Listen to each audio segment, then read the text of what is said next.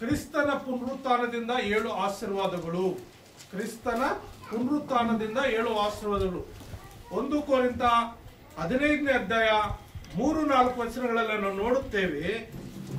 ಏನಂತ ಹೇಳ್ತದೆ ಅಂದ್ರೆ, ಇಲ್ಲಿ ನಾನು ನಿಮಗೆ ತಿಳಿಸಿದ ಮೊದಲನೆಯ ಸಂಗತಿಗಳೊಳಗೆ ಒಂದು ಸಂಗತಿಯನ್ನು ನಿಮಗೆ ತಿಳಿಸಿಕೊಟ್ಟೆನು, ಅದು ನಾನು ಸಹ ಕಲಿತುಕೊಂಡದ್ದೇ. ಅದೇನೆಂದರೆ, ಶಾಸ್ತ್ರದಲ್ಲಿ ಮುಂತಿಳಿಸಿರುವ ಪ್ರಕಾರ ಕ್ರಿಸ್ತನು ನಮ್ಮ ಪಾಪಗಳ ನಿವಾರಣೆಗಾಗಿ ಸತ್ತನು, ಹೂಣಲ್ಪಟ್ಟನು, ಶಾಸ್ತ್ರ ಪ್ರಕಾರವೇ 3ನೇ ದಿನದಲ್ಲಿ ಎಬ್ಬಿಸಲ್ಪಟ್ಟನು ಎಂಬುದಾಗಿ. ಆತನು ತನ್ನ ಶಿಷ್ಯರಿಗೆ ಮುಂಚಿತವಾಗಿ 3 ಆವರ್ತಿ ಹೇಳಿರ್ತಾನೆ.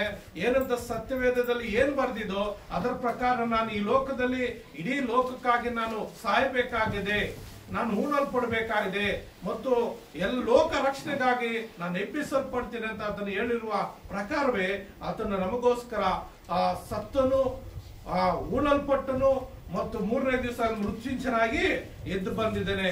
ಆ ಎದ್ದು ಬಂದಿರುವಂತ ದೇವರನ್ನ ನಾವು ನಂಬುವಾಗ, ಮೊಟ್ಟ ಮೊದಲನೇದಾಗಿ ನಾವು ನಂಬುವಾಗ ನಮ್ಗೆ ರಕ್ಷಣೆ ಸಿಗುತ್ತೆ ಎಂಬುದಾಗಿ ನಾವು ಇಲ್ಲಿ ರೋಮಾಪುರದವರ ಪತ್ರಿಕೆಯಲ್ಲಿ ನಾವು ಓದಿಕೊಂಡು, ರೋಮಾಪುರದವರ ಬರೆದ ಪತ್ರಿಕೆಯಲ್ಲಿ 10ನೇ ಅಧ್ಯಾಯ 9ನೇ ವಚನದಲ್ಲಿ ಏನ್ ಹೇಳುತ್ತಂದ್ರೆ, 10ನೇ ಅಧ್ಯಾಯ 9ನೇ ವಚನ, 10ನೇ ಅಧ್ಯಾಯ 9ನೇ ವಚನ, ಅದೇನೆಂದರೆ, ನೀನು ಯೇಸುವನ್ನೇ ಕರ್ತನೆಂದು ಬಾಯಿಂದ ಅರಿಕೆ ಮಾಡಿಕೊಂಡು ದೇವರು ಆತನನ್ನು ಸತ್ತವರೊಳಗಿಂದ ಎಬ್ಬಿಸಿದನೆಂದು ಹೃದಯದಿಂದ ನಂಬಿದರೆ ನಿನ್ನ ರಕ್ಷಣೆಯಾಗುವುದು ಎಂಬುದೇ. ನಾವು ಮೊದಲು ಏನ್ ಮಾಡ್ಬೇಕಂದ್ರೆ, ಯೇಸುವನ್ನು ಕರ್ತನೆಂದು ಬಾಯಿಂದ ಅರಿಕೆ ಮಾಡಬೇಕು. ಎರಡನೇದು ನೋಡುವಾಗ ದೇವರು ಆತನ ಸತ್ತವರೊಳಗೆ ಎಬ್ಬಿಸೆಂದು ಹೃದಯದಿಂದ ನಂಬಬೇಕು. ಅಂದ್ರೆ ತಂದೆಯಾದ ದೇವರು ಯೇಸು ಕ್ರಿಸ್ತನನ್ನ ಸತ್ತವರೊಳಗಿಂದ ಎಬ್ಬಿಸಿದನೆಂಬುದಾಗಿ ನಾವು ಹೃದಯದಿಂದ ನಂಬಿದರೆ ನಮ್ಗೇನು ಸಿಗುತ್ತೆ? ರಕ್ಷಣೆ ಸಿಗುತ್ತೆ. ಆ ವಾಕ್ಯಾನುಸಾರವಾಗಿ ನಾವು ಅಪೊಸ್ತಲ ಕೃತ್ಯಗಳು 2ನೇ ಅಧ್ಯಾಯ 24ನೇ ವಚನದಲ್ಲಿ ನಾವು ನೋಡುವಾಗ, ಆತನನ್ನು ದೇವರು ಮರಣ ವೇದನೆಗಳಿಂದ ಬಿಡಿಸಿಕೊಂಡಿರುವುದು ಅಸಾಧ್ಯವಾಗಿತ್ತು. ಏನಂತ? ಮರಣವು ಆತನನ್ನು ದೇವರು ಮರಣ ವೇದನೆಗಳಿಂದ ಬಿಡಿಸಿ ಎಬ್ಬಿಸಿದನು, ಯಾಕೆಂದ್ರೆ ಮರಣವು ಆತನನ್ನು ಹಿಡಿದುಕೊಂಡಿರುವುದು ಅಸಾಧ್ಯವಾಗಿತ್ತು. ಅಂದ್ರೆ ಮರಣವು ಯೇಸು ಕ್ರಿಸ್ತನ ಹಿಡಿದುಕೊಳ್ಳಲಿಕ್ಕೆ ಸಾಧ್ಯವಿಲ್ಲ. ಯಾಕಂದರೆ ಆತನು ದೇವಕುಮಾರನಾಗಿದ್ದನು. ಆತನು ನಮಗೋಸ್ಕರ ಯಜ್ಞಾರ್ಪಿತನಾಗಿ, ನಮ್ಮ ಪಾಪಗಳ ನಿಮಿತ್ತ ಆತನು ಯಜ್ಞಾರ್ಪಿತನಾಗಿ ನಮಗೋಸ್ಕರ ಪ್ರಾಣ ಕೊಡ್ಲಿಕ್ಕೆ ದೇವರ ಚಿತ್ತಾನುಸಾರವಾಗಿ ದೇವರ ಆಜ್ಞೆಯನ್ನು ಆತನ್ನು ನೆರವೇರಿಸುವುದಕ್ಕಾಗಿ ಈ ಲೋಕಕ್ಕೆ ಬಂದಿದ್ದನು.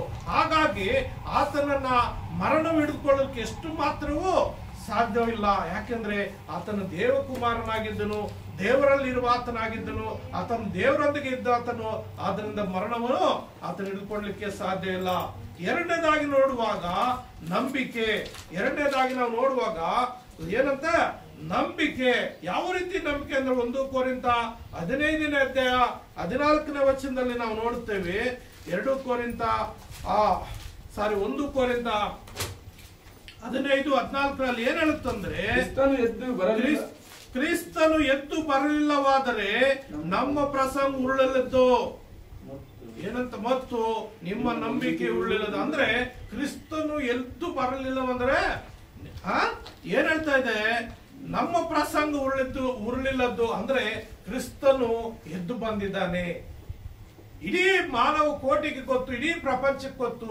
ಆತನು ಇವತ್ತಿಗೂ ಓದಿ ನೋಡಿದ್ರೆ ಆತನಿಟ್ಟಿರುವಂತ ಸಮಾಧಿ ಖಾಲಿಯಾಗಿದೆ.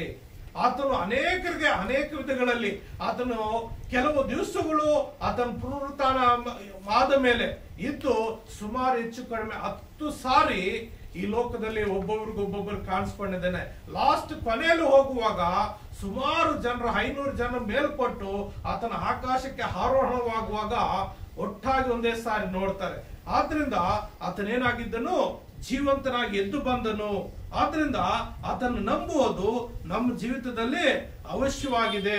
ನಾವು ಅಲ್ಲಿ ನೋಡ್ತೇವೆ, 20ನೇ ವಚನದಲ್ಲಿ ನೋಡ್ತೇವೆ, ಆದ್ರೆ ಕ್ರಿಸ್ತನು ಸತ್ತವರಿಂದ ಎದ್ದು ಬಂದೇ ಇದ್ದಾನೆ, ನಿದ್ರೆ ಹೋದವರಲ್ಲಿ ಪ್ರಥಮ ಫಲವಾದನು. Hallelujah, hallelujah. ನೋಡ್ರಿ ಇಲ್ಲಿ, ಆದ್ರೆ ಕ್ರಿಸ್ತನು ಸತ್ತವರಿಂದ ಎದ್ದು ಬಂದೇ ಇದ್ದಾನೆ. ಅಂದ್ರೆ ಆತನ ಎದ್ದಿದ್ದಾನೆ. ಆತ ಸಮಾಧಿಯಲ್ಲಿಲ್ಲ, ಆತನ ಸಮಾಧಿ ಖಾಲಿಯಾಗಿದೆ. ಅದು ಜೀವಂತನಾಗಿ ಎದ್ದು ಬಂದಿದ್ದಾನೆ ಮತ್ತು ಆತನೇನಾಗಿದ್ದಾನೆ? ಪ್ರಥಮ ಫಲವಾಗಿದ್ದಾನೆ. ಪ್ರಥಮ ಫಲವಾಗಿದ್ದಾನೆ. ಆದ್ರಿಂದ ನಾವೇನಾಗ್ಬೇಕು? ಆತನ ನಂಬಬೇಕು. ಆತನ ನಂಬಬೇಕು. 21ನೇ ವಚನ ನೋಡ್ತೀವಿ. ಮನುಷ್ಯನ ಮೂಲಕ ಮರಣ ಉಂಟಾದ ಕಾರಣ ಮನುಷ್ಯನ ಮೂಲಕವೇ ಸತ್ತವರಿಗೆ ಪುನರುತ್ಥಾನ ಉಂಟಾಗುವುದು. ಹಲ್ಲೆಲೂಯಾ. ಏನು? ಮನುಷ್ಯನ ಮೂಲಕವೇ ಸತ್ತವರಿಗೆ ಪುನರುತ್ಥಾನ ಆಗುವುದು. ಯಾವ ಮನುಷ್ಯನು? ಯಾವ ಕಲ್ಮಶ ಇಲ್ಲದಂತವನು. ಆತನು ತಂದೆಯಾದ ದೇವರಿಂದ ಪರಲೋಕದಿಂದ ಕಳಿಸಲ್ಪಟ್ಟವನು. ಆತನ ಪರಿಶುದ್ಧನಾಗಿದ್ದನು, ನಿಷ್ಕಳಂಕನಾಗಿದ್ದನು. ಮನುಷ್ಯರ ಪಾಪ ಬಿಡುಗಡೆ ಆಗಬೇಕಂದ್ರೆ, ಮನುಷ್ಯರ ಶಾಪಗಳು ಬಿಡುಗಡೆ ಆಗ್ಬೇಕಂದ್ರೆ ಆತನು ಶುದ್ಧನಾಗಿರ್ಬೇಕು. ಆ ಶುದ್ಧನು ಈ ಲೋಕದಲ್ಲಿ ಯಾರು ಇಲ್ಲ. ಅದಕ್ಕೆ ದೇವಾದಿ ದೇವನೇ ಯೇಸು ಕ್ರಿಸ್ತನಾಗಿ ಶುದ್ಧನಾಗಿ ಮನುಷ್ಯರ ಪಾಪ ಬಿಡುಗಡೆಗಾಗಿ ಮನುಷ್ಯನಾಗಿ ಆತನು ಈ ಲೋಕಕ್ಕೆ ಬಂದನು. ಒಂದು ನಂಬಿಕೆ ನಮ್ಮಲ್ಲಿರ್ಬೇಕು. ಮೂರನೇದಾಗಿ ನಾವು ನೋಡುವಾಗ ನಮ್ಗೇನ್ ಅರ್ಥ ಆಗುತ್ತಂದ್ರೆ ನೀತಿವಂತರೆಂದು ಎಣಿಸಲ್ಪಡ್ತೀವಿ. ನಾವು ಮೂರನೇದಾಗಿ ನೋಡುವಾಗ ನೀತಿವಂತರಾಗಿ ಎಣಿಸಲ್ಪಡ್ತೀವಿ. ರೋಮಾಪುರದ ಬರೆದ ಪತ್ರಿಕೆಯಲ್ಲಿ 4ನೇ ಅಧ್ಯಾಯ 24-25ನೇ ವಚನದಲ್ಲಿ ಏನ್ ಹೇಳುತ್ತಂದ್ರೆ, ನಮ್ಮ ಕರ್ತನಾದ ಯೇಸುವನ್ನು ಸತ್ತವರಿಂದ ಎಬ್ಬಿಸಿದ ದೇವರನ್ನು ನಂಬುವ ಮೂಲಕ ನಂಬಿಕೆ ನೀತಿ ಎಂದು ಎಣಿಸಲ್ಪಡುವುದು. ಹಲ್ಲೆಲೂಯಾ. ಇಲ್ಲಿ ನಾವು ನೋಡುತ್ತೇವೆ, ನಮ್ಮ ಕರ್ತನಾದ ಯೇಸುವನ್ನು ಸತ್ತವರಿಂದ ಎಬ್ಬಿಸಿದ ದೇವರನ್ನು ನಂಬುವ ನಮಗೂ ನಂಬಿಕೆಯ ನೀತಿಯು ಎಣಿಸಲ್ಪಡುವುದು. ಅಂದ್ರೆ ನಾವು ನಂಬುವಂತ ನಮಗೆ ನೀತಿ ಸಿಕ್ಕುತ್ತೆ. ನಾವು ನೀತಿವಂತರಿಂದ ಎಣಿಸಲ್ಪಡ್ತೇವೆ. ಈ ಲೋಕದಲ್ಲಿ ಹೆಚ್ಚು ಕಡಿಮೆ ಯಾರು ಇಲ್ಲ, ಎಲ್ಲರೂ ಪಾಪಿಗಳೇ. ಆದರೆ ಯೇಸು ಕ್ರಿಸ್ತನ ನಂಬಿ ಆತನ ರಕ್ತದಿಂದ ತೊಳೆಯಲ್ಪಟ್ಟಂತವ್ರು, ನಮ್ಮ ಪಾಪಗಳು ಮಾಡಿ ಮಾನಸಾಂತರ ಒಂದು ಹರಿಕೆ ಮಾಡಿದಂತವ್ರು ನಾವೇನಾಗ್ತೀವಿ? ಯೇಸುವನ್ನ ನಂಬುವಾಗ ನಾವು ನೀತಿವಂತರಾಗಿ ಎಣಿಸಲ್ಪಡ್ತೇವೆ. 25ನೇ ವಚನದಲ್ಲಿ ನಾವು ನೋಡ್ತೇವೆ, ದೇವರು ಆತನನ್ನು ನಮ್ಮ ಅಪರಾಧಗಳ ನಿಮಿತ್ತ ಮರಣಕ್ಕೆ ಒಪ್ಪಿಸಿಕೊಟ್ಟು ನಮಗೆ ನೀತಿವಂತರೆಂಬ ನಿರ್ಣಯ ಉಂಟಾಗುವ ನಿಮಿತ್ತ ಜೀವದಿಂದ ಎಬ್ಬಿಸಿದನು. ಹಲ್ಲೆಲೂಯಾ. ಆತನೇನಾಗಿದ್ದಾನೆ? ನಾವು ನೀತಿವಂತರೆಂಬ ನಿರ್ಣಯ ಉಂಟಾಗುವ ನಿಮಿತ್ತ ಆತನು ಜೀವದಿಂದ ಎಬ್ಬಿಸಿದನು. ಆತನು ಎದ್ದು ಬಂದಿದ್ದಾನೆ. ಆದ್ರಿಂದ ನಾವು ನೀತಿವಂತರೆಂಬುದಾಗಿ ನಾವು ಎಣಿಸಲ್ಪಡ್ತೇವೆ. 4ನೇದಾಗಿ ನಾವು ನೋಡುವಾಗ ಜೀವದಿಂದ ಕೂಡಿದ ನಿರೀಕ್ಷೆ. ಏನಂತೆ? ಜೀವದಿಂದ ಕೂಡಿದ ನಿರೀಕ್ಷೆ. 1 ಪೇತ್ರ 1ನೇ ಅಧ್ಯಾಯ 3ನೇ ವಚನದಲ್ಲಿ ನಾವು ನೋಡುತ್ತೇವೆ. 1 ಪೇತ್ರ 1ನೇ ಅಧ್ಯಾಯ 3ನೇ ವಚನ ಏನ್ ಹೇಳುತ್ತೆ? ನಮ್ಮ ಕರ್ತನಾದ ಯೇಸು ಕ್ರಿಸ್ತನು ತಂದೆಯು ದೇವರು ಆಗಿರುವ ಆತನಿಗೆ ಸ್ತೋತ್ರವಾಗಲಿ. ಆತನು ಯೇಸು ಕ್ರಿಸ್ತನು ಸತ್ತವರೊಳಗಿಂದ ಎಬ್ಬಿಸಿದರಲ್ಲಿ ತನ್ನ ಮಹಾ ಕರುಣೆಯನುಸಾರವಾಗಿಯೂ ನಮ್ಮನ್ನು ತಿರುಗಿ ಜೀವಿಸುವಂತೆ ಮಾಡಿ ಜೀವಕರವಾದ ನಿರೀಕ್ಷೆಯನ್ನು ನಮ್ಮಲ್ಲಿ ಹುಟ್ಟಿಸಿ ನಮ್ಮನ್ನು. ಇಲ್ಲಿ ಏನ್ ಮಾಡ್ತಾನೆ? ಯೇಸು ಕ್ರಿಸ್ತನನ್ನು ಸತ್ತವರೊಳಗಿಂದ ಎಬ್ಬಿಸಿದರಲ್ಲಿ ತನ್ನ ಮಹಾ ಕರುಣಾನುಸಾರವಾಗಿ ನಮ್ಮನ್ನು ತಿರುಗಿ ಜೀವಿಸುವಂತೆ ಮಾಡಿ ಜೀವಕರವಾದ ನಿರೀಕ್ಷೆಯನ್ನು ನಮ್ಮಲ್ಲಿ ಹುಟ್ಟಿಸಿದ್ದಾನೆ. ಎಂತ ನಿರೀಕ್ಷೆ? ಜೀವಕರವಾದ ನಿರೀಕ್ಷೆ. ಇದು ಸತ್ತ ನಿರೀಕ್ಷೆ ಅಲ್ಲ. ನಾವು ಖಂಡಿತವಾಗ್ಲೂ ಪರಲೋಕಕ್ಕೆ ಹೋಗುತ್ತೇವೆ. ನಾವು ಖಂಡಿತವಾಗ್ಲೂ ನಮ್ಮ ದೇವರ ರಾಜ್ಯಕ್ಕೆ ಸೇರ್ತೇವೆ.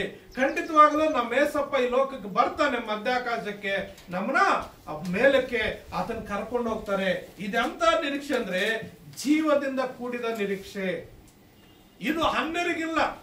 ಅನ್ಯರನ್ನು ಹೋಗಿ ನಾವು ಮಾತಾಡುವಾಗ ನೀನು ಸತ್ರ ಬದುಕ್ತಿ ಅಂದ್ರೆ ಯಾರಿಗ್ ಗೊತ್ತು? ಇರೋ ತನಕ ಮಜಾ ಮಾಡ್ಬೇಕು, ಇರೋ ತನಕ ಹೆಂಗ್ ಬೇಕಂಗ್ ಜೀವಿಸ್ಬೇಕು, ಸತ್ ಮೇಲೆ ಏನನ್ನ ಆಗ್ಲಿ ಅಂತಾರೆ. ಎಲ್ಲಿಗೆ ಹೋಗ್ತೀವೋ ನಮ್ಗೆ ಗೊತ್ತಿಲ್ಲ ಅಂತಾರೆ. ಆದ್ರೆ ನಮ್ಗೆ ಜೀವದಿಂದ ಕೂಡಿದ ನಿರೀಕ್ಷೆ. ನಾವು ಸತ್ತರೆ ನಾವು ಯೇಸು ಸ್ವಾಮಿ ಜೊತೆಲಿ ಹೋಗ್ತೀವಿ. ಆತನ ಬರೋಣದಲ್ಲಿ ನಾವು ಎಬ್ಬಿಸಲ್ಪಡುವಾಗ ಆತನೊಟ್ಟಿಗೆ ನಾವು ಯುಗಾಂತರಳು ಜೀವಿಸ್ತೀವಿ. ಯುಗಾಂತರ ಮನುಷ್ಯನಿಗೆ ಈ ಲೋಕದಲ್ಲಿ 70-80 ವರ್ಷ ಇದ್ರು ಅದು ತಾತ್ಕಾಲಿಕ. ಯೇಸು ಕ್ರಿಸ್ತನ ಹತ್ರ ಹೋಗುವಾಗ ಯುಗಾಂತರಳು ಜೀವಿಸುವಂತ ನಿತ್ಯ ಜೀವಿತನು ನಮಗೆ ಕೊಡ್ತಾರೆ. ಆದ್ರಿಂದ ನಾವು ಜೀವದಿಂದ ಕೂಡಿದ ನಿರೀಕ್ಷೆಯಲ್ಲಿ ನಾವು ಜೀವಿಸಬೇಕು. ನಾವು ಇನ್ನೊಂದು ಹಾಗೆ ನಾವು ನೋಡುವಾಗ 5ನೇ ಪಾಯಿಂಟ್ ಏನಂದ್ರೆ ಶುದ್ಧ ಅಥವಾ ಬಾಡಿ ಹೋಗದ ಬಾಧ್ಯತೆ ಅಂದ್ರೆ ಸತ್ತು ಹೋಗದ ಬಾಧ್ಯತೆ ಅಥವಾ ಸ್ವಾಸ್ಥ್ಯ. ಅಲ್ಲೇ 4ನೇ ವಚನದಲ್ಲಿ ನಾವು ನೋಡುತ್ತೇವೆ. 1 ಪೇತ್ರ 1ನೇ ಅಧ್ಯಾಯ 4ನೇ ವಚನ ಏನ್ ಹೇಳುತ್ತೆ? ನಮ್ಮನ್ನು ಲಯ ಕಳಂಕ ಕ್ಷಯಗಳಿಲ್ಲದ ಬಾಧ್ಯತೆಯನ್ನು ಎದುರು ನೋಡುವರಾಗಿ ಮಾಡಿದನು. ಆ ಬಾಧ್ಯತೆಯು ನಿಮಗೋಸ್ಕರವಾಗ ಪರಲೋಕದಲ್ಲಿ ಇಟ್ಟಿರುವುದು. ಹಾಲೆಲೂಯ. ಏನಂತೆ? ಆ ಬಾಧ್ಯತೆ, ಯಾವ ಬಾಧ್ಯತೆಯು? ನಮ್ಮನ್ನು ಲಯ ಕಳಂಕ ಕ್ಷಯಗಳಿಲ್ಲದ ಬಾಧ್ಯತೆಯನ್ನು. ಅಂದ್ರೆ ಲಯ ಅಂದ್ರೆ ಕಳೆದು ಹೋಗುವಂಥದ್ದು, ಲಯ ಅಂದ್ರೆ ಕಳೆದು ಹೋಗುವಂಥದ್ದು. ಮತ್ತು ಕಳಂಕ ಅಂದ್ರೆ ಏನೋ ಒಂದು ಮಚ್ಚೆ, ಏನೋ ಒಂದು ನಮ್ಮ ಮೇಲೆ ಒಂದು ಅಪವಾದ, ಏನೋ ಒಂದು ಸಮಸ್ಯೆಗಳು. ಕ್ಷಯಗಳಿಲ್ಲದಂದ್ರೆ, ಕ್ಷಯ ಅಂದ್ರೆ ಕೊಳ್ತು ಹೋಗೋದು. ಮನುಷ್ಯ ಕ್ಷಯ ರೋಗ ಬಂದ್ರೆ ಏನಾಗುತ್ತೆ? ಕೊಳ್ತು ಹೋಗ್ತಾನೆ.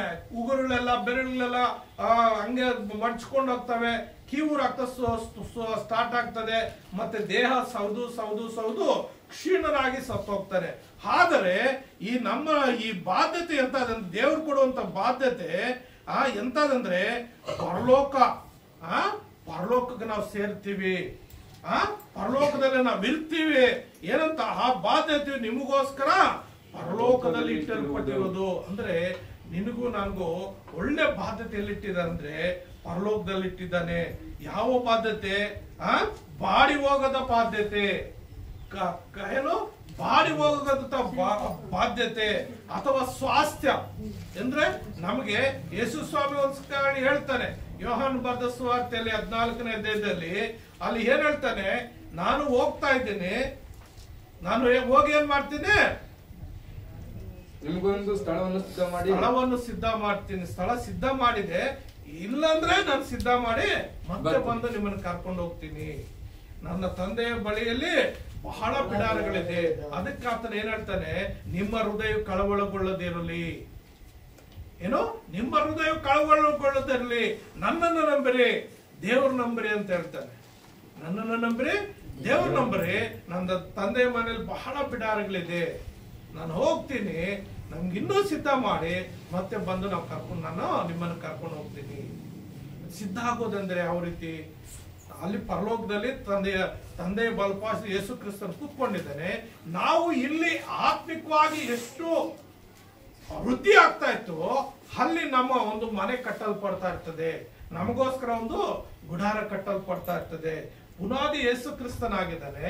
ಆ ಪುನಾದಿ ಮೇಲೆ ನಾವು ನಂಬಿಕೆ ಎಂಬ ಇಟ್ಟಿಗೆಗಳು ಕಟ್ಕೊಂಡು ನಮ್ಮಲ್ಲಿ ಲಯ ಕಳಂಕ ಸುಕ್ಕು ಅಂತವಿಲ್ಲದೆ ನಾವು ಪರಿಶುದ್ಧರಾಗಿ ನೀತಿವಂತರಾಗಿ ಪ್ರತಿ ವಾರ ದೇವರ ಸನ್ನಿಧಿಯಲ್ಲಿ ಬಂದು ದೇವರನ್ನ ಆರಾಧಿಸಿಕೊಂಡು ದೇವರು ಕೊಡುವಂತ ಆಶೀರ್ವಾದ ವಚನವನ್ನು ಪಡ್ಕೊಂಡು ದಿನೇ ಆತ್ಮಿಕವಾಗಿ ನಾವು ಎಷ್ಟು ಬೆಳೆದು ಬರ್ತೀವೋ ಅಷ್ಟು ಒಳ್ಳೆ ಉತ್ತಮವಾದ ಮನೆಯನ್ನ ನಮಗೆ ಪರಲೋಕದಲ್ಲಿ ಯೇಸು ಕ್ರಿಸ್ತನ್ ಕಟ್ಟಿಕೊಡ್ತಾನೆ. ಅಂತ ಸ್ವಾಸ್ಥ್ಯವನ್ನ ಆತನ ನಮ್ಗೆ ಏನ್ ಮಾಡ್ತಾನೆ? ಕೊಡ್ತಾನೆ. ಅಲ್ಲಿ 5ನೇ ವಚನ ನಾವು ನೋಡ್ತೇವೆ. 1 ಪೇತ್ರ ನಾವು 1:5 ಏನ್ ಹೇಳ್ತದೆ? ಅಂತ್ಯ ಕಾಲದಲ್ಲಿ ಪ್ರತ್ಯಕ್ಷವಾಗುವುದಕ್ಕೆ ರಕ್ಷಣೆಯು ನಂಬುವವರಾದ ನಿಮಗೆ ದೊರೆಯಬೇಕೆಂದು ದೇವರು ನಿಮ್ಮನ್ನು ತನ್ನ ಬಲದಿಂದ ಕಾಯುತ್ತಾನೆ. ನೋಡ್ರಿ ಏನ್ ಮಾಡ್ತಾ ಇದ್ದಾರೆ? ಅಂತ್ಯ ಕಾಲದಲ್ಲಿ ಆಗುವುದಕ್ಕೆ ಸಿದ್ಧವಾಗಿರುವ ರಕ್ಷಣೆಯು ನಂಬುವರಾದ ನಿಮಗೆ ದೊರೆಯಬೇಕೆಂದು ದೇವರು ನಿಮ್ಮನ್ನು ತನ್ನ ಬಲದಿಂದ ಕಾಯುತ್ತಾನೆ. ಅಂದ್ರೆ ಯಾವ ಶತ್ರು ನಮ್ಮನ್ನ ತಾಕದ ಹಾಗೆ ಆತನ ರಕ್ತ ಬೇಲಿಯನ್ನು ನಮ್ಮ ಸುತ್ತಲೂ ಕಾವಲಾಗಿಟ್ಟು ಆತನ ಏನು ಆ ಕಬ್ಬಿಣ ಗದೆಯನ್ನು ತೀರ್ಪು ಮಾಡುವಾತನಾಗಿರುವಂತ ಆ ಕಬ್ಬಿಣ ಗದೆಯನ್ನು ತೀರ್ಪು ಮಾಡುವಾತನಾಗಿದ್ದಾನೆ. ಅಂತ ಗದೆಯನ್ನು ನಮ್ಮ ಏನಿಟ್ಕೊಂಡು ಆತನೇನ್ ಮಾಡ್ತಾನೆ? ಯಾವ ಶತ್ರು ನಮ್ಮನ್ನು ಮುಟ್ಟದ ಹಾಗೆ, ಯಾವ ಸೈತಾನ ನಮ್ಮ ತಾಗದಾಗೆ ಆತನ ಏನ್ ಮಾಡ್ತಾನೆ ಅಂದ್ರೆ ಯಾವ ಪಾಪ ನಮ್ಮ ಹತ್ರ ಬರದ ಹಾಗೆ ಆತನ ನಮ್ಮನ್ನು ಕಾಯುವಾತನಾಗಿದ್ದಾನೆ. ಆತನ ಬಲದಿಂದ ನಮ್ಮನ್ನು ಕಾಯುವಾತನಾಗಿದ್ದೇನೆ. ಆತನ ಪ್ರಿಯ ನನ್ನ ಸಹೋದರರೇ, ನಾವೇನ್ ಮಾಡ್ಬೇಕಂದ್ರೆ ಬಾಡಿ ಹೋಗದ ಸ್ವಾಸ್ಥ್ಯ ಅಂದ್ರೆ ನಿತ್ಯ ಜೀವಿತಕ್ಕಾಗಿ ನಾವು ಈ ಲೋಕದಲ್ಲಿ ಶುದ್ಧರಾಗಿರ್ಬೇಕು. ದಿನೇ ದಿನ ನಮ್ಮನ್ನು ನಾವು ಪರಿಶುದ್ಧಗೊಳಿಸ್ಕೊಳ್ತಾ ಇರ್ಬೇಕು. ಆತನ ಆ ಸಾನ್ನಿಧ್ಯದಲ್ಲಿ ಆತನ ಧ್ಯಾನ ಮಾಡೋದ್ರ ಮುಖಾಂತರ, ಆತನ ನಾಮನ ಮಹಿಮೆ ಪಡಿಸುವ ಮುಖಾಂತರ, ಆತನ ಪ್ರತಿದಿನ ನಾವು ಮೆಲುಕು ಹಾಕೋದ್ ಮುಖಾಂತರ ನಮ್ಮನ್ನ ನಾವು ಶುದ್ಧೀಕರಿಸ್ಕೊಳ್ಬೇಕು. ನಮ್ಮನ್ನು ನಾವು ಶುದ್ಧೀಕರಿಸಿಕೊಂಡು ನಾವು ಈ ಲೋಕದಲ್ಲಿ ಜೀವಿಸುವಾಗ ತಂದೆಯಾದ ದೇವರು ನಮಗೋಸ್ಕರ ಆ ಪರಲೋಕದಲ್ಲಿ ನೇಮಕವಾದಂತ ಒಂದು ಗುಡಾರಗಳನ್ನ ಯೇಸು ಕ್ರಿಸ್ತನ ಮುಖಾಂತರ ನಮಗೆ ಬಾಳಿ ಹೋಗದ ಸ್ವಾಸ್ಥ್ಯವಾಗಿ ಆತನು ಕೊಡ್ಲಿಕ್ಕಿದ್ದಾನೆ. 6ನೇದಾಗಿ ನಾವು ನೋಡುವಾಗ ದೈವ ಸಿದ್ಧಾಂತ, ಅಂದ್ರೆ ದೇವರ ಒಂದು ಸಿದ್ಧಾಂತ ಇದೆ. ಏನಂದ್ರೆ ಇಬ್ರಿಯರ್ ಬರೆದ ಪತ್ರಿಕೆಯಲ್ಲಿ ನಾವು ನೋಡ್ತೇವೆ. ಇಬ್ರಿಯರ್ ಬರೆದಂತ ಪತ್ರಿಕೆಯಲ್ಲಿ ಏನ್ ಹೇಳ್ತದೆ, 6ನೇ ಅಧ್ಯಾಯ 2ನೇ ವಚನ, ಇಬ್ರಿಯ 6ನೇ ಅಧ್ಯಾಯ 2ನೇ ವಚನದಲ್ಲಿ ನಾವು ನೋಡುತ್ತೇವೆ, ಸ್ಥಾನ ಅಸ್ತಾರ್ಪಣಗಳ ವಿಷಯವಾದ ಉಪದೇಶ, ಸತ್ತವರಿಗೆ ಪುನರುತ್ಥಾನವು, ನಿತ್ಯವಾದ ನ್ಯಾಯ ತೀರ್ಪು ಉಂಟೆಂಬುದು ಇವುಗಳನ್ನು ಪದೇ ಪದೇ ಅಸ್ತಿವಾರ ಹಾಕದೆ ಕ್ರಿಸ್ತನ ವಿಷಯವಾದ ಪ್ರಥಮ ಬೋಧನೆಯನ್ನು ಕುರಿತು ಇನ್ನು ಮಾತಾಡದೆ ಪೂರ್ಣವಾದ ತಿಳುವಳಿಕೆಗೆ ಸಾಗುತ್ತಾ ಹೋಗೋಣ. ಹಲ್ಲೆಲೂಯಾ. ನಾವೇನಾಗಿರ್ಬೇಕಂದ್ರೆ ಈ ದೈವ ಸಿದ್ಧಾಂತ ಅಥವಾ ಪುನಾದಿ ಅಂದ್ರೆ ನಾವು ಮೊದಲು ಯೇಸು ಸ್ವಾಮಿನ ಅರ್ಥಕೊಂಡಿಲ್ಲ, ಅವಾಗ ಯೇಸು ಸ್ವಾಮಿ ವಿಷಯಗಳು ನಮ್ಗೆ ಹೇಳಿದ್ರು, ಅದನ್ನು ನಾವು ನಂಬಿದ್ದೇವೆ, ಸ್ವೀಕಾರ ಮಾಡ್ತಾ ಇದ್ವಿ. ಮತ್ತೆ ಪದೇ ಪದೇ ಅದೇ ಮಾತನ್ನು ಕೇಳ್ತಾ ಇರಬಾರ್ದು. ನಾವು ಆಳವಾಗಿ ಯೇಸು ಕ್ರಿಸ್ತನ ಗೂಢಾರ್ಥಗಳೇನಿದೆ, ಆ ವಾಕ್ಯ ಏನಿದೆ, ಆ ವಾಕ್ಯವನ್ನು ಪ್ರತಿದಿನ ಮೆಲುಕಾಗ್ತಾ ಕೇಳ್ತಾ ಧ್ಯಾನ ಮಾಡ್ತಾ ಏನ್ ಮಾಡ್ಬೇಕಂದ್ರೆ ಇನ್ನು ಹೆಚ್ಚಾಗಿ ಆಳವಾಗಿ ದೇವರಲ್ಲಿ ನಾವು ನೆಲೆಗೊಳ್ಳಬೇಕು. ಪುನಾದಿ ಅಂದ್ರೆ ಯಾವ ರೀತಿ ಅಂದ್ರೆ ನಾವು ನೋಡ್ತೇವೆ, ಒಂದು ಮನೆ ಕಟ್ತೀವಿ. ಮನೆ ಕಟ್ಟುವಾಗ ನಾವು ಮತ್ತಾಯನ ಬರೆದ ಸುವಾರ್ತೆಯಲ್ಲಿ ಇದೆ, ಒಂದು ಕಡೆ ಒಂದು ಸಾಮ್ಯ ಯೇಸು ಸ್ವಾಮಿ ಹೇಳ್ತಾನೆ, ಯಾರು ಒಂದು ಇಬ್ಬರು ಬಗ್ಗೆ ಹೇಳ್ತಾನೆ. ಏನು, ಒಬ್ಬರು ಚೆನ್ನಾಗಿ ಪಾಯ ಹಗದು ಅದು ಒಳ್ಳೆ ಕಟ್ಟಡ ಕಟ್ಟಿ ಪುನಾದಿ ಹಾಕಿ ಅದರ ಮೇಲೆ ಮನೆ ಕಟ್ಟುವಾಗ ಏನಾಗುತ್ತೆ, ಮಳೆ ಬರ್ತದಂತೆ, ಜೋರಾದ ಮಳೆ ಬರ್ತದಂತೆ, ಗಾಳಿ ಬೀಸ್ತದಂತೆ, ಆದ್ರ ಆ ಮನೆಗೆ ಹಳ್ಳಗಳು ಬರ್ತಾವಂತೆ, ಆ ಮನೆ ಏನು ಮಾಡಕ್ಕಾಗಲ್ಲಂತೆ. ಕಾರಣ ಪುನಾದಿ ಹಾಕಿದ್ದಾರೆ. ಪುನಾದಿ ಇರೋದ್ರಿಂದ ಆ ಮನೆ ಭದ್ರವಾಗಿದೆ. ಇನ್ನೊಬ್ಬನ ಏನ್ ಮಾಡಿದಾನೆ, ಪುನಾದಿ ಹಾಕದೆ ನೆಲದ ಮೇಲೆನೆ ಮನೆ ಕಟ್ಟಿಬಿಟ್ಟಿದ್ದಾನೆ. ನೆಲದ ಮೇಲೆ ಏನಾಗಲ್ಲ ಬಿಡು, ನೆಲ ಗಟ್ಟಿಯಾಗಿದೆ ಅಂತೇಳಿ ನೆಲದ ಮೇಲೆ ಮನೆ ಕಟ್ಬಿಟ್ಟಿದ್ದಾನೆ. ಅವಾಗ ಜೋರಾಗಿ ಮಳೆ ಬಂದಿದೆ, ಹಳ್ಳಗಳು ಬಂದಾಗ ಆ ಕೊರ್ದು ಆ ಪುನಾದಿ ಇಲ್ಲ ನೋಡ್ರಿ. ಯಾವಾಗ ಪುನಾದಿ ಇಲ್ವೋ ಅದೇನಾಯ್ತು, ಮಳೆ ದಡಮ್ ಅಂತ ಬಿದ್ದೋಯ್ತಂತೆ. ಆದ್ರಿಂದ ನಾವೇನ್ ಮಾಡ್ಬೇಕು, ನಮ್ಮ ಜೀವಿತವನ್ನ ಯೇಸು ಕ್ರಿಸ್ತನ ರಕ್ತದಿಂದ ನಮ್ಮ ಪುನಾದಿ ಹಾಕೊಂಡು ಆತನ ಪರಿಶುದ್ಧತೆಯಲ್ಲಿ ದಿನೇ ಇನ್ನು ಹೆಚ್ಚಾಗಿ ನಾವು ಬೆಳೆದು ಬರಬೇಕು. ಅದೇ ಇಲ್ಲಿ ಹೇಳ್ತಾ ಇರೋದು ಏನಂತ, ಸ್ಥಾನ ಅಸ್ತಾರ್ಪಣ ಗಳ ವಿಷಯವಾದ ಉಪದೇಶ, ಸತ್ತವರಿಗೆ ಪುನರುತ್ಥಾನವು, ನಿತ್ಯವಾದ ನ್ಯಾಯ ತೀರ್ಪುಂಟೆಂಬುದನ್ನು ಇವುಗಳನ್ನು ಪದೇ ಪದೇ ಅಸ್ತಿವಾರ ಹಾಕದೆ ಅನೇಕರು ಏನ್ ಮಾಡ್ತಾರೆ, ಅದನ್ನೇ ಪ್ರತಿ ವಾರ ದೀಕ್ಷಾ ಸ್ಥಾನ ಮತ್ತೊಂದು ಅದನ್ನೇ ಹೇಳ್ತಾ ಇರ್ತಾರೆ. ಆದ್ರೆ ನಾವು ಅದನ್ನೇ ಪದೇ ಪದೇ ಕೇಳಿಸ್ಕೊಳ್ಳಬಾರ್ದು, ಹೇಳಬಾರ್ದು. ಪ್ರಥಮ ಬೋಧೆಯನ್ನು ಇನ್ನು ಕುರಿತು ಮಾತಾಡದೆ ಪೂರ್ಣವಾದ ತಿಳುವಳಿಕೆಗೆ ಸಾಗುತ್ತಾ ಹೋಗೋಣ. ಅಂದ್ರೆ ತಿಳುವಳಿಕೆ, ದೇವರನ್ನು ಕೇಳುವಾಗ ಯಾಕೊಬ್ಬರು ಬರೆದ ಪತ್ರಿಕೆಯಲ್ಲಿ ಒಂದ್ ಕಡೆ ಬರ್ದಿದ್ದಾರೆ 1:5 ಯಾರಿಗಾದ್ರೂ ಜ್ಞಾನ ಕಡಿಮೆ ಆಗಿದ್ರೆ ಕೇಳ್ಕೊಳ್ರಿ, ನಾನು ನಿಮಗೆ ಉದಾರವಾದ ನಾನು ಜ್ಞಾನ ಕೊಡ್ತೀನಿ, ನಾನು ಹಂಗಿಸುವುದಿಲ್ಲ, ನನ್ನಲ್ಲಿರೋ ಉದಾರವಾದ ಜ್ಞಾನವನ್ನು ನಿಮ್ಗೆ ಕೊಡ್ತೀನಿ ಅಂತಾನೆ. ಹಾಗಾಗಿ ಆ ದೇವಾದಿ ದೇವರು ನಮ್ಗೆ ಉದಾರವಾದ ಜ್ಞಾನವನ್ನು ಕೊಡ್ಲಿಕ್ಕೆ ಆತನು ಸಿದ್ಧನಾಗಿದ್ದಾನೆ. ಆ ಉದಾರವಾದ ಜ್ಞಾನವನ್ನೊಟ್ಟಿಗೆ ವಿವೇಕವನ್ನು ಪಡೆದುಕೊಂಡು ನಾವೇನ್ ಮಾಡ್ಬೇಕು, ಯೇಸು ಕ್ರಿಸ್ತನಲ್ಲಿ ಮುಂದೆ ಸಾಗ್ತಾ ಹೋಗ್ಬೇಕು. ಯೇಸು ಕ್ರಿಸ್ತನ ಮುಂದೆ ಸಾಗುವಾಗ ಆತನೇನ್ ಮಾಡ್ತಾನೆ, ನಮಗೆ ಒಂದು ನಿತ್ಯ ಜೀವಿತ ಆತನ ಕೊಡ್ಲಿಕ್ಕಿದ್ದಾನೆ. ಅಂತ ದೇವಾದಿ ದೇವರಿಗೆ ಎಲ್ಲಾ ಮಹಿಮೆ ಉಂಟಾಗ್ಲಿ, ಘನತೆ ಉಂಟಾಗ್ಲಿ. ಮತ್ತೊಂದು ನಾವು ಒಂದೊಂದು ವಾಕ್ಯ ನಾವು ಓದ್ಕೊಳ್ಳುವಾಗ 7ನೇದಾಗಿ ಸತ್ತವರೊಳಗಿಂದ ಪುನರುತ್ಥಾನ. ಏನು, ಸತ್ತವರೊಳಗಿಂದ ಪುನರುತ್ಥಾನ. ಫಿಲಿಪ್ಪಿಯದವರಿಗೆ ಬರೆದ ಪತ್ರಿಕೆಯಲ್ಲಿ ನಾವು ನೋಡ್ತೇವೆ. ಫಿಲಿಪ್ಪಿಯವರು ಬರೆದ ಪತ್ರಿಕೆಯಲ್ಲಿ ಅಲ್ಲಿ ನಾವು ನೋಡುವಾಗ 10-11 ವಚನ, 3ನೇ ಅಧ್ಯಾಯ 10-11 ವಚನಗಳಲ್ಲಿ ಏನ್ ಹೇಳ್ತದೆ, ಫಿಲಿಪ್ಪಿಯದವರು ಬರೆದ ಪತ್ರಿಕೆ 3ನೇ ಅಧ್ಯಾಯ 10-11ನೇ ವಚನದಲ್ಲಿ ಹೀಗೆ ಹೇಳ್ತದೆ ನೋಡ್ರಿ, ಆತನ ಪುನರುತ್ಥಾನದಲ್ಲಿರುವ ಶಕ್ತಿಯನ್ನು ಆತನ ಬಾಧೆಗಳಲ್ಲಿ ಪಾಲುಗಾರನಾಗಿರೋ ಪದವಿಯನ್ನು ತಿಳುಕೊಂಡು ಆತನ ಮರಣದ ವಿಷಯದಲ್ಲಿ ಆತನಿಗೆ ಸ್ವರೂಪನಾಗಬೇಕೆಂಬುದೇ ನನ್ನ ಕುತೂಹಲವಾಗಿದೆ. ಹಲ್ಲೆಲೂಯಾ. ಏನಾಗಿದೆ? ಆತನನ್ನು, ಆತನ ಪುನರುತ್ಥಾನದಲ್ಲಿರುವ ಶಕ್ತಿಯನ್ನು, ಅಂದ್ರೆ ಯೇಸು ಕ್ರಿಸ್ತನನ್ನು, ಯೇಸು ಕ್ರಿಸ್ತನ ಪುನರುತ್ಥಾನದಲ್ಲಿರುವಂತ ಶಕ್ತಿ ಈ ಪ್ರಪಂಚದಲ್ಲಿ ನೋಡ್ರಿ. ಯಾಕೆ ಈ ಮಾತನ್ನ ಅಲ್ಲಿ ಪೌಲನು ಬರೆಯಲ್ಪಟ್ಟಿದ್ದ ಪುನರುತ್ಥಾನ ಶಕ್ತಿ ಅಂದ್ರೆ ಅಷ್ಟು ಸುಲಭ ಅಲ್ಲ. ಈ ಪ್ರಪಂಚದಲ್ಲಿ ಸಾವಿರಾರು ವರ್ಷಗಳಾಗಿದೆ ಪ್ರಪಂಚ ಸೃಷ್ಟಿಯಾಗಿ. ನಮ್ಮ ಬೈಬಲ್ ಪ್ರಕಾರ 6,000 ವರ್ಷಗಳ ಬೇಲ್ಪಟ್ಟಾಗಿದೆ ಈ ಪ್ರಪಂಚ ಸೃಷ್ಟಿಯಾಗಿ. ದೇವರು ಈ ಪ್ರಪಂಚದ ಸೃಷ್ಟಿ ಮಾಡಿ ಇಷ್ಟು 1000 ವರ್ಷಗಳಲ್ಲಿ ಯಾರಾದ್ರೂ ಪುನರುತ್ಥಾನ ಆಗಿದೆ ಅಂತ ಎಲ್ಲಾದ್ರೂ ಕೇಳಲ್ಪಟ್ಟಿದ್ವಾ? ಎಷ್ಟೋ ಜ್ಞಾನಿಗಳಿದ್ದಾರೆ, ಎಷ್ಟೋ ವೇದಾಂತ ಪಂಡಿತರಿದ್ದಾರೆ, ಈ ಲೋಕಾನುಸಾರವಾಗಿ ಎಷ್ಟೋ ಸಾವಿರಾರು ದೇವರುಗಳಿದ್ದಾರೆ, ಮತ್ತು ಮತ್ತು ಮತ್ತು ಸ್ವಾಮೀಜಿಗಳು ಅವರು ಇವರು ಎಲ್ಲ ಯಾರೋ ಇದ್ದಾರೆ. ಯಾರಾದ್ರೂ ಸತ್ತು ಅವರು ಎದ್ದು ಬಂದಿದ್ದು ನಿದರ್ಶನಗಳು ಎಲ್ಲಾದ್ರೂ ಇದೆಯಾ? ಎಲ್ಲಿ ಇಲ್ಲ, ಎಲ್ಲಿ ಇಲ್ಲ. ಯಾವ ವ್ಯಕ್ತಿನೂ ಇಲ್ಲ.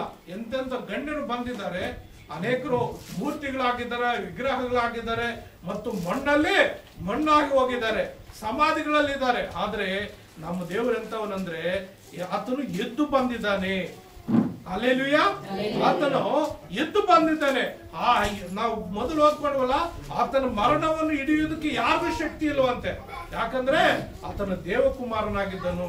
ಆತನಾಗೆ ತಾನಾಗೆ ತನ್ನ ಪ್ರಾಣವನ್ನು ಕೊಟ್ಟನು, ತಾನಾಗೆ ಅದನ್ನ ಪಡ್ಕೊಳ್ತಾನೆ. ಆತನು 3 ದಿವಸ ಏನಕ್ಕೆ ಅಲ್ಲಿ ಸಮಾಧಿಯಲ್ಲಿ ಇಡಲ್ಪಟ್ಟನಂದ್ರೆ, ಅದನ್ನ ಮೊದಲು ನೋಹನ ಕಾಲಮಿತಿಯಿಂದ ಇರುವಂತ ಎಲ್ಲಾ ಜನರಿಗೆ ಸುವಾರ್ತೆ ಸಾರಬೇಕಾಯಿತು. ನಾನು ನಿಮ್ಗೋಸ್ಕರ ನನ್ನ ರಕ್ತವನ್ನು ಸುರಿಸಿದ್ದೇನೆ. ನೋಹನ ಕಾಲಮಿತಿಯಲ್ಲಿ ಇಂದ ಯೇಸು ಸ್ವಾಮಿ ಕಾಲಮಿತಿ ತನಕ ಅನೇಕರು ಏನಾಗ ನೀತಿವಂತರಾಗಿದ್ರು.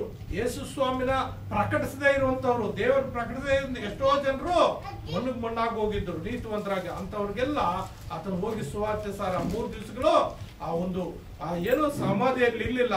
ಆತನ ಪಾತಾಳದಲ್ಲಿ ಇರುವಂತವ್ರು, ನಿದ್ರೆ ಹೋಗುವಂತವ್ರಿಗೆ ಹೋಗಿ ಸುವಾರ್ತೆ ಸಾರಿ ಎದ್ದು ಬಂದನೆಂಬುದಾಗಿ ನಾವು ಮುಂದಿನ ಒಂದು ಇದರಲ್ಲಿ ನೋಡ್ತೀವಿ.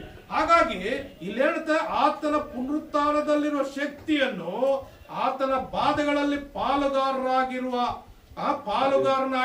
ಪದವಿಯನ್ನು, ಆತನ ಏನು ಬಾಧೆಗಳಲ್ಲಿ ಪಾಲುಗಾರನಾಗಿರುವ ಪದವಿ, ಯೇಸು ಕ್ರಿಸ್ತನು ಪಟ್ಟಿರುವಂತಹ ಬಾಧೆ ಅಷ್ಟಿಷ್ಟಲ್ಲ, ಆತನ್ನು ವಿವರಿಸಕ್ಕೆ ಆಗಲ್ಲ. ನೋಡ್ರಿ, ನಮಗೆ ಬ್ಲಡ್ ಕಮ್ಮಿ ಆದ್ರೆ ವೈಬ್ರೇಷನ್ ಬರ್ತದೆ, ತಲೆ ಸುತ್ತು ಬರ್ತದೆ, BP ರೈಸ್ ಆಗ್ತದೆ, ಜ್ವರ ಬರ್ತದೆ, ಸ್ಟ್ರೋಕ್ ಹೊಡೆದು ಬಿಡ್ತದೆ, ಮತ್ತು ಹಾರ್ಟ್ ಅಟ್ಯಾಕ್ ಆಗೋಗ್ತದೆ. ಆದ್ರೆ ಯೇಸು ಕ್ರಿಸ್ತನು ಒಬ್ಬ ಮನುಷ್ಯನಿಗೆ 16 ಪಾಯಿಂಟ್ ರಕ್ತ ಇರಬೇಕು. ಆತನ ಶಿಲ್ಬೆಗೆ ಏರಿಸಲ್ಪಡೋ ಅಷ್ಟರೊಳಗಾಗಿ ಆತನ ದೇಹದಲ್ಲಿರುವ ಎಲ್ಲ ರಕ್ತ ಬಂದ್ಬಿಟ್ಟಿರ್ತದೆ. ಆತನು ಎಷ್ಟು ಕಷ್ಟಪಟ್ಟಿರ್ತಾನೆ ಅಂದ್ರೆ, ಆ ಬಾಧೆ ಕೇವಲ 3 ಮಳೆಗಳಲ್ಲಿ ಹೆಚ್ಚು ಕಡಿಮೆ 85 kg ತೂಕ ಇರ್ತಾನೆ. ಆತನು 85 kg ತೂಕ ಇರೋಂಥ ಮನುಷ್ಯನು 3 ಮಳೆಗಳಲ್ಲಿ ನೇತಾಡ್ತಿದ್ದಾನೆ ಅಂದ್ರೆ ಅದು ಆತನಲ್ಲಿ ಶಕ್ತಿ ಇಲ್ಲ. ಅಷ್ಟರೊಳಗೆ ಒಡೆದು ಕೊರಡೆಗಳು, ಆ ರಕ್ತ ಎಲ್ಲ ಸೋರಿ ತನ್ನ ದೇಹದಲ್ಲೇ ನಿಶ್ಶಕ್ತಿ ಆಗ್ಬಿಟ್ಟಿದೆ. ಬೇರೆ ಮನುಷ್ಯರಾದ ಸಾಧಾರಣವಾಗಿ 15 ಏಟು ಆ ಕೊರಡೆಗಳ ಏಟು ತಿಂದ್ರೆ ಮೂರ್ಛೆ ಹೋಗ್ತಾನಂತೆ. ಒಂದು 20 ರಿಂದ 25 ಏಟು ಬಿದ್ದರೆ ಅವನು ಸತ್ತ ಹೋಗ್ಬಿಡ್ತಾನೆ ಅಂತ, ಬದುಕೋದಿಲ್ಲ ಅಂತೆ ಸಾಧಾರಣ ಮನುಷ್ಯನು. ಆದ್ರೆ ಯೇಸು ಕ್ರಿಸ್ತನು 39 ಕೊರಡೆ ಏಟುಗಳನ್ನ ನಿನಗೋಸ್ಕರ ತಿಂದಾನೆ. ಆ ಪುನರುತ್ಥಾನ ಶಕ್ತಿ ಅಷ್ಟು, ಆ ಬಾಧೆ ಅದು ನಾವು ಅನುಭವಿಸಕ್ಕಾಗಲ್ಲ. ಆ ನಾವು ಅನುಭವಿಸಕ್ಕಾಗಲ್ಲಂತ ಯೇಸು ಕ್ರಿಸ್ತ ನಮಗೋಸ್ಕರ ಅನುಭವಿಸಿದ್ದಾನೆ, ನಮಗೋಸ್ಕರ ಆತನು ಕಷ್ಟಪಟ್ಟಿದ್ದಾನೆ. ಆ ಒಂದು ಬಾಧೆ ನಾವು ಧ್ಯಾನ ಮಾಡಬೇಕು. ನನಗೋಸ್ಕರ ಎಷ್ಟು ಕಷ್ಟಪಟ್ಟಿದ್ಯಪ್ಪ, ಎಷ್ಟು ಶ್ರಮ ಪಟ್ಟಿದ್ಯಪ್ಪ, ನನ್ನನ್ನು ಬಿಡಿಸುವುದಕ್ಕಾಗಿ ಆ ಶಿಕ್ಷೆ ನಾನು ಅನುಭವಿಸ್ಬೇಕಾಯ್ತು, ಆ ಶಿಕ್ಷೆ ನನಗೋಸ್ಕರ ನೀನ್ ಪಟ್ಟಿದ್ಯಪ್ಪ ಅಂತೇಳಿ ಆತನ ಬಾಧೆಗಳಲ್ಲಿ ಪಾಲುಗಾರನಾಗಿರುವ ಪದವಿಯನ್ನು ತಿಳುಕೊಂಡು ಆತನ ಮರಣದ ವಿಷಯದಲ್ಲಿ ಆತನಿಗೆ ಸ್ವರೂಪನಾಗಬೇಕೆಂಬುದೇ ನನ್ನ ಕುತೂಹಲವಾಗಿದೆ. ಮುಂದೆ ನಾವು ನೋಡುತ್ತೇವೆ, ಈಗ ಹೀಗಾದರೆ ಸತ್ತವರಲ್ಲಿ ಕೆಲವರಿಗೆ ಆಗುವ ಪುನರುತ್ಥಾನವು ನನಗೆ ಒದಗಿ ಬಂದೀತು. ಹಾಗಾದ್ರೆ ಆ ಒಂದು ಧ್ಯಾನ ಮಾಡ್ಬೇಕು ನಾವು. ಆತನ ನಮಗೋಸ್ಕರ ಕೊಟ್ಟಂತ ಪ್ರಯಾಸ, ಆತ ನನಗೋಸ್ಕರ ಕೊಟ್ಟ ಒಂದಂತ ಮರಣ, ಇದೆಲ್ಲದರಲ್ಲಿ ನಾವು ಧ್ಯಾನ ಮಾಡ್ಬೇಕು. ನಾವೇನಾಗಿರ್ಬೇಕು, ಅದನ್ನ ಪಾಲುಗಾರಿಕೆ ತಗೋಬೇಕು. ನಾವು ಪಾಲುಗಾರಿಕೆ ತಗೊಳಕ್ ಆತನ ಬಾಧೆಗಳಲ್ಲಪ್ಪ ಯಾವ ರೀತಿ ಆತನ ಧ್ಯಾನ ಮಾಡೋದ್ರ ಮುಖಾಂತರ, ಆತನ ಘನಪಡಿಸೋದ್ರ ಮುಖಾಂತರ, ಆತನ ನಾಮವನ್ನು ಮೇಲಕ್ಕೆತ್ತೋದ್ರ ಮುಖಾಂತರ, ಆತನ ಕೊಂಡಾಡೋದ್ರ ಮುಖಾಂತರ ಏನ್ ಮಾಡ್ಬೇಕು. ಆ ಧ್ಯಾನದಲ್ಲಿ ನಾವು ಮಾಡುವಾಗ ಏನಾಗುತ್ತಂದ್ರೆ ಸತ್ತರಲ್ಲಿ ಕೆಲವರಿಗೆ ಆಗುವ ಪುನರುತ್ಥಾನವು ನನಗೆ ಒದಗಿ ಬಂದಿತ್ತು ಎಂಬುದಾಗಿ ಆತನ ಹೇಳ್ತಾ ಇದ್ದಾರೆ. ಕೆಲವರಿಗೆ, ಎಲ್ಲರಿಗೂ ಅಲ್ಲ. ಕೆಲವರಿಗಂದ್ರೆ ಎಲ್ಲರಿಗೂ ಆಗುತ್ತೆ, ಆದ್ರೆ ನಿತ್ಯ ಜೀವಿತ ಕೆಲವರಿಗೆ ಸಿಗ್ತದೆ. ಕರೆಯಲ್ಪಟ್ಟವರು ಬಹಳ ಜನ, ಆರಿಸಲ್ಪಟ್ಟವ್ರು ಸ್ವಲ್ಪ ಜನ. ಆರಿಸಲ್ಪಟ್ಟವ್ರು ಅಂದ್ರೆ ಯಾರ್ಯಾರು ಪರಿಶುದ್ಧರಾಗಿರ್ತಾರೋ, ಯಾರ್ಯಾರು ನೀತಿವಂತರಾಗಿರ್ತಾರೋ, ಯಾರ್ಯಾರು ದೇವರು ಭಯಭಕ್ತಿಯಲ್ಲಿ ಜೀವಿಸ್ತಾ ಇರ್ತಾರೋ ಅವ್ರಿಗೆ ಮಾತ್ರ ಆ ಪುನರುತ್ಥಾನ ಶಕ್ತಿ, ಆ ಪುನರುತ್ಥಾನ ನಿತ್ಯ ಜೀವಿತ ಸಿಗ್ತದೆ. ಮಿಕ್ಕಿದವ್ರಿಗೂ ಎಬ್ಬಿಸಲ್ಪಡ್ತಾರೆ, ಅದರ ನಿತ್ಯ ಯಾತನೆಗೆ ಹೋಗ್ತಾರೆ, ನಿತ್ಯ ಶಿಕ್ಷೆಗೆ ಹೋಗ್ತಾರೆ. ಆತನ ಪ್ರಿಯ ನನ್ನ ಸಹೋದರ ಸಹೋದರಿ, ನಾವೇನಾಗಿರ್ಬೇಕಂದ್ರೆ ದೇವರ ರಾಜ್ಯಕ್ಕಾಗಿ ನೀತಿಗಾಗಿ ತವಕಪಡುವರಾಗಿ ಯಾವಾಗಲೂ ಆತನ ಒಂದು ನಮಗೋಸ್ಕರ ಆ ಕಲ್ವರಿಯಲ್ಲಿ ಕೊಟ್ಟಂತ ಶ್ರಮೆಗಳನ್ನ ನಾವು ಧ್ಯಾನ ಮಾಡಬೇಕು. ಆ ಧ್ಯಾನಿಸುವ ಮುಖಾಂತರ ನಾವೇನ್ ಮಾಡ್ಬೇಕು, ಆತನ ನಾಮ ಮಹಿಮೆ ಪಡಿಸ್ಬೇಕು. ಮತ್ತೊಂದು ವಚನ ಓದ್ಕೊಂಡು ನಾವು ಮುಗಿಸ್ಕೊಳ್ಳೋಣ. 1 ಕೊರಿಂಥ 15ನೇ ಅಧ್ಯಾಯದಲ್ಲಿ 22-23ನೇ ವಚನ ಏನ್ ಹೇಳುತ್ತೆ? 1 ಕೊರಿಂಥ 15ನೇ ಅಧ್ಯಾಯ 22-23 ವಚನಗಳೆಲ್ಲ ನೋಡ್ತೇವೆ. ಯಾವ ಪ್ರಕಾರ ಆದಾಮನ ಸಂಬಂಧದಲ್ಲಿ ಎಲ್ಲರೂ ಸಾಯುವರಾದರೂ ಅದೇ ಪ್ರಕಾರ ಕ್ರಿಸ್ತನ ಸಂಬಂಧದ ಎಲ್ಲರೂ ಜೀವಿತರಾಗುವರು. ಏನು? ಆದಾಮನು ಯಾಕೆ, ಆದಾಮನಿಂದ ನಾವು ಸಾಯಲ್ಪಟ್ಟಿವಿ ಅಂದ್ರೆ ಆದಾಮನ ಅವಿಧೇಯನಾದನು, ಅವಳು ಅವಧೇಯಳಾದಳು. ಆದಾಮನಿಗೆ ಹೇಳಿರ್ತಾನೆ ಏನಂತ, ಈ ಭೂಮಿ ಮೇಲೆ ಈ ಏದೇನು ವನದಲ್ಲಿ ಎಲ್ಲ ಹಣ್ಣುಗಳು ತಿನ್ನು. 2 ಮರ ಸೂಚಿಸುತ್ತಾರೆ, ಒಂದು ಜೀವವೃಕ್ಷದ ಮರ, ಒಂದು ಒಳ್ಳೆಯದ ಕೆಟ್ಟದ ಹರಹನ್ನು ಹುಟ್ಟಿಸುವಂತ ಮರ. ಅದರ ಹತ್ರ ಹೋಗ್ಲೂಬಾರ್ದು, ಅದು ಮುಟ್ಲೂಬಾರ್ದು, ತಿನ್ಲೂಬಾರ್ದು ಅಂತ ಹೇಳಿರ್ತಾನೆ ಆದಾಮನಿಗೆ. ಆ ಮಾತು ಅವಳಿಗೆ ಹೇಳಿರ್ತಾನೆ ಆದಾಮನು. ಆದ್ರೆ ಅವನು ಸರ್ಪ ಬಂದಾಗ ಆ ಸರ್ಪದ ಮಾತು ಕೇಳಿ ಅದೇನಾಗುತ್ತೆ, ಆ ಅವಳು ತಿಂದು ಬಿಡ್ತಾಳೆ, ತಗೊಂಡೋಗಿ ತನ್ನ ಗಂಡನಿಗೂ ಕೊಟ್ಟು ಬಿಡ್ತಾಳೆ, ಅವನು ತಿಂದು ಬಿಡ್ತಾನೆ.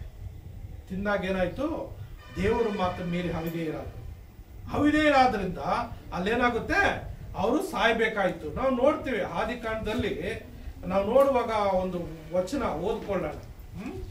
ಆದಿಕಾಂಡ 2ನೇ ಅಧ್ಯಾಯದಲ್ಲಿ ಆತನ ಏನ್ ಹೇಳ್ತಾರೆ, 17ನೇ ವಚನ, ಆದಿಕಾಂಡ 2ನೇ ಅಧ್ಯಾಯ 17ನೇ ವಚನ ಏನಂತಂದ್ರೆ, ಒಳ್ಳೆದರ ಕೆಟ್ಟದ ಹರಹನ್ನು ಹುಟ್ಟಿಸುವ ಮರದ ಹಣ್ಣನ್ನು ಮಾತ್ರ ತಿನ್ನಬಾರದು, ತಿಂದ ದಿನ ಸತ್ತೇ ಹೋಗುವೆಂದು ವಿಧಿಸಿದನು.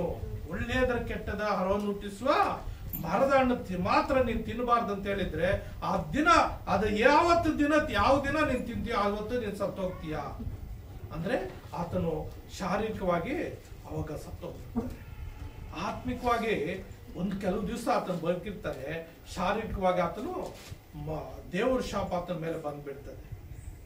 ಆದಾಮನು ಅವಳಿಬ್ರು ಅವಿಧೇಯರಾಗ್ತಾರೆ. ಅವರಿಬ್ರು ಇಡೀ ಲೋಕಕ್ಕೆ ಸಾವು ತಂದಿರ್ತಾರೆ. ಅವ್ರು ಮಾಡಿದ ಪಾಪಕ್ಕೆ ಅವರ ವಂಶಸ್ಥರಾದ ನಾವೇನ್ ಮಾಡ್ತೇವೆ, ನಾವು ಕೂಡ ಸಾಯ್ತಾ ಇದೀವಿ. ಆದ್ರೆ ಇಲ್ಲಿ ಏನ್ ಹೇಳ್ತಾ ಇದೆ, ಆದಾಮನ ಮುಖಾಂತರ ಆದಾಮನ ಸಂಬಂಧ ಎಲ್ಲರೂ ಸಾಯುರಾದರೂ ಅದೇ ಪ್ರಕಾರ ಕ್ರಿಸ್ತನ ಸಂಬಂಧದ ಎಲ್ಲರೂ ಜೀವಿತರಾಗುವರು.